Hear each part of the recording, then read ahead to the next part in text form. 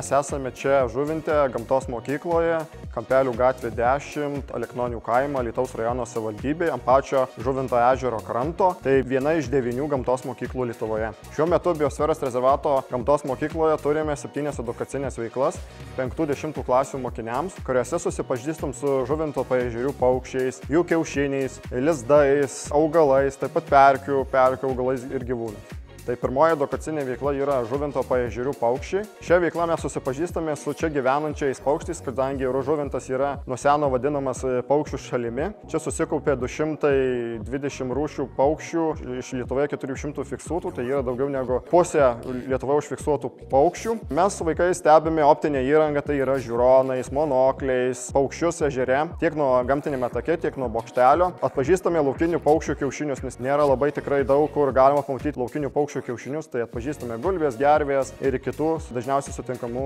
laukinių paukščių kiaušinius.